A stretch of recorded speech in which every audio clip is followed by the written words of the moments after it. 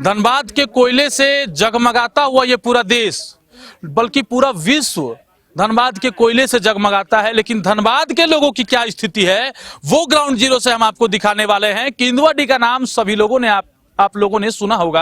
केंदुआडीह में विगत कई वर्षों से भूदसान की घटना निकलकर सामने आती है। राज्य के डीजीपी तदासा मिश्रा और मुख्य सचिव अविनाश कुमार भी यहां पहुंचते हैं। वही केंदुआडीह में इस वक्त हम लोग खड़े हैं, जहां आज सुबह केंदुआडीह थाने से ठीक सामने की जो NH-32 की सड़क है वो पूरी तरह से जगह जगह पर उस पर दरारें पड़ गई है और वो कभी भी जमीन यहां पर धाराशायी हो सकता है और लोग दहशत के साए में जी रहे हैं। इस वक्त एरिया 6 के GM मौके पर निरीक्षण करने के लिए पहुंचे थे।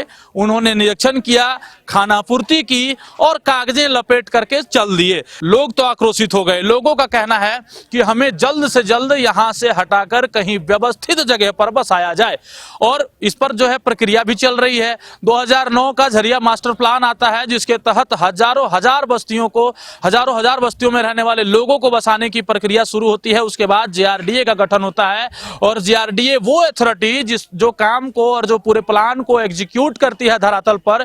लेकिन JRDA पर भी अब सवाल उठना शुरू हो चुका है। पहले फेज में कई लोगों को केंदुआडीह और अलग अलग जगहों के जो रेड जोन घोषित किए गए हैं और केंदुआडीह को भी रेड जोन घोषित किया गया है। यहाँ पर 2 बस्ती है, एक राजपूत बस्ती और एक नया धौड़ा। दोनों के लोग त्रस्त हैं। झरिया के बेलगड़िया में कई लोगों को बसाने का भी काम फर्स्ट फेज में किया गया था और सेकंड थर्ड फेज में भी लोगों को बसाने का काम चल रहा है। लेकिन लोग नाखुश हैं। लोगों का कहना है कि जो सुविधाएं धनबाद में रहकर केंदुआडीह में रहकर लोगों को मिल रही थी वो सुविधाएं बेलगड़िया में नहीं दी जा रही हैं, जिसके कारण से लोगों को ये डर व्याप्त है कि वहां जाएंगे तो हमें न सुरक्षा मिलेगी न सुरक्षा की गारंटी। और इसी तरह से जो कागजें बन रही है, जो प्लान बन रहा है, उसे एग्जीक्यूट नहीं करा जा रहा है और वो फाइलें केवल और केवल BCCL की फाइलों में दबकर धूल फांकती नजर आ रही है। हम यहाँ के स्थानीय लोगों से भी बात करते हैं और जानते हैं कि इनका गुस्सा आखिर है तो क्यों है और गुस्सा कितना जायज है। भैया क्या नाम हुआ आपका? मेरा नाम टिंकू अंसारी हुआ। आज की क्या घटना हुई? आज सुबह 8 बजे मेन रोड NH-32 8 बजे अचानक धीरे धीरे बैठना स्टार्ट हो गया और थाना के बगल में ही है और हम लोग गैस के रिसाव भी ज़्यादा है यहाँ पे। और क्या बहुत परेशानी, आने जाने का दिक्कत, आदमी जाए तो जाए कहाँ। BCCL अपना आता खाली बोल बाल के चल जाता, कुछ काम नहीं करता। GM आए थे सुबह, हम देख के अपना चल गए बस। और क्या अभी क्या स्थिति है? डर लग रहा है? कभी भी बहुत डर है, कभी भी घुस सकता है। बिल्कुल, हम और भी लोगों से जुड़ते हैं। भैया सुबह की घटना है, केंदुआडीह थाने के बगल में जो दरारें निकलकर सामने आई, इसके पहले भी यहाँ लोग हताहत हो चुके हैं। 3 लोगों की मृत्यु और सैकड़ों लोग जहरीली गैस के प्रभाव में आकर गंभीर रूप से बीमार हो। हमको लगता है कि लगभग आपको जानकारी है, अभी 7 बजे जो है ना, 7 बजे ये धसान हुआ है रोड का। 11, साढ़े 11, 12 बजे GM आए, उसके जितने भी अधिकारी 11:30 मतलब 4 घंटे बाद इनके कान में जू रेंगा है। उसके बाद आए, सिर्फ अपना मुहैया करके देख रेख करके, उसके बाद ना ही किसी आदमी से मिले, ना ही अगल बगल के आदमी से भेंट करना उन्होंने मुनासिब समझा। आए और सीधे चल दिए। एक भी जनप्रतिनिधि, अभी सुबह 7 बजे की घटना है, अभी 12-1 बज रहा है, सारे जनप्रतिनिधि इलेक्शन के समय में आते हैं, बोलते हैं कि ये करेंगे वो करेंगे। एक भी जनप्रतिनिधि धनबाद के हो, कहीं के अभी तक दिख भी नहीं रहे हैं, नजर भी नहीं आ रहे हैं। कहीं ऐसा नहीं हो कि ये तो ठीक ही रह जाए, लेकिन वोट जिस समय वोट आने वाला है उस समय उनको यहाँ से भगा दिया जाए। हम लोगों ने बहुत जनप्रतिनिधि को भी सूचना दिया, लेकिन किसी ने भी ये मुनासिब नहीं समझा कि आकर के यहाँ पे लोग रह रहे हैं, ध्यान दे आकर के कुछ, मतलब क्या आदमी रह रहा तरीका से। कोई नहीं आया है अभी तक। और GM साहब को तो बातें मत कीजिए, वो तो आए, अपना खाना पूर्ति की, अपना चल गए। उनके पास 5 महीना था, दिसंबर महीना में ये गैस रिसाव स्टार्ट हुआ है। अभी उनका मनसा जो था कि मतलब ये अपने आप धंसेगा, अब लोग अपने आप पलायन हो जाएंगे, लेकिन उनका मनसा को हम लोग कामयाब नहीं होने देंगे। ये धंसेगा, इसको ठीक करवाएंगे, हम लोग यहीं पे रहेंगे।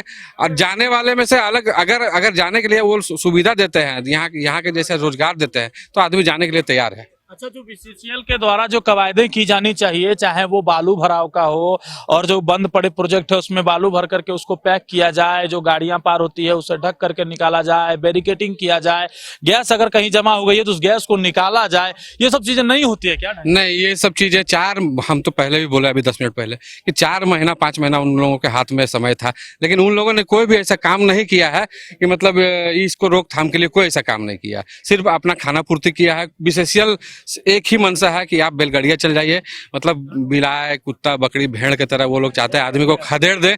लेकिन आप ही एक बात बताइए कि वहां जाने के बाद आदमी खाएंगे क्या? वहां भी तो रोजगार चाहिए। वहां ऐसा जा करके रात में जंगल एरिया में जाकर के कमाएंगे क्या, खाएंगे क्या? गरीब तबका का आदमी लोग यहाँ रहता है। कोई वीआईपी धनबाद के ऐसा यहाँ कल्चर नहीं है।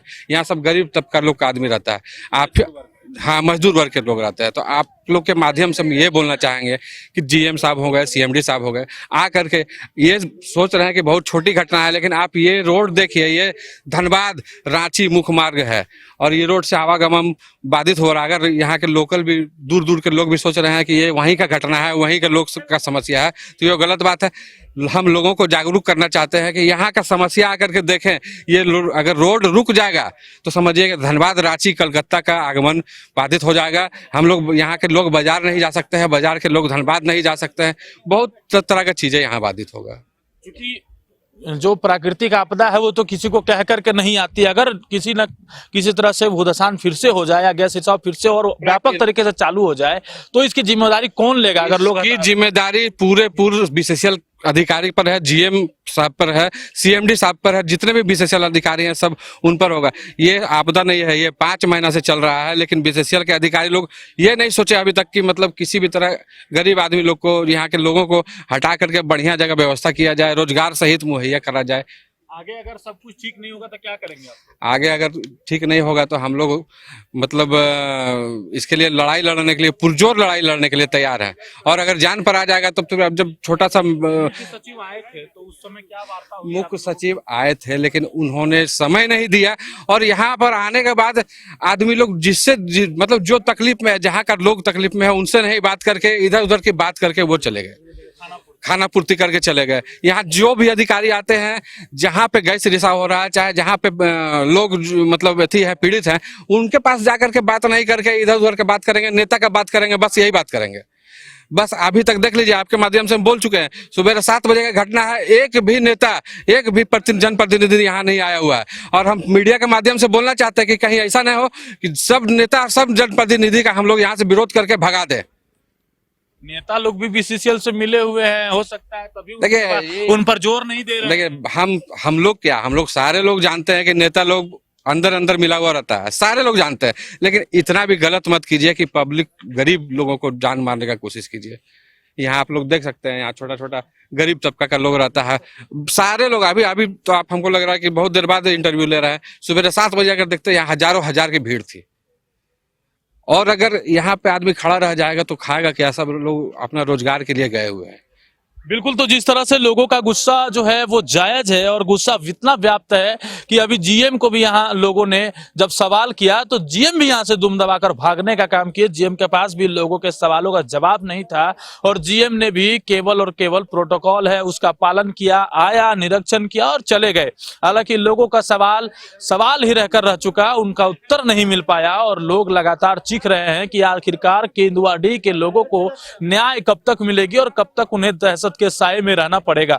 इसके पीछे के बहुत सारे कारण हैं, कई कारण हैं। कारणों में से सबसे बड़ा कारण तो बीसीसीएल की लापरवाही है। बीसीसीएल जहां काम करती है और वहां पर उत्खनन होने के बाद जो है बालू का फिलिंग नहीं किया जाता है, चाहे बाउंड्री 4 दीवारी नहीं बनाई जाती है, चाहे जो उनके मानक हैं बीसीसीएल के, उन मानकों पर बीसीसीएल नहीं अच्छे ढंग से उतर पाता है और ऐसे में कहीं ना कहीं बड़ी दुर्घटना को न्योता भी चला जाता है। साथ ही जो गैस प्रभावित क्षेत्र है वहां से गैस निकासी का कोई व्यवस्था नहीं किया गया है, गैस फिलिंग का कोई व्यवस्था नहीं किया गया है, जिसके कारण गैस कहीं भी अचानक से फटता है और जमीन के साथ साथ वहां के लोगों को भी वो भयावह राक्षस जो है वो निगल जाता है। अब देखना यह है कि कब तक केंदुआडीह सहित पूरे धनबाद के लोगों को दहशत के साए में रहना पड़ेगा, कब तक कोई मसीहा आएगा और केंदुआडीह के लोगों को न्याय दिलवाएगा और कब तक यहाँ के लोगों के चीख और आवाज को दबाने का काम बीसीसीएल और प्रशासन करेगी। सवाल तो बहुत है लेकिन उत्तर अभी कुछ भी नहीं है।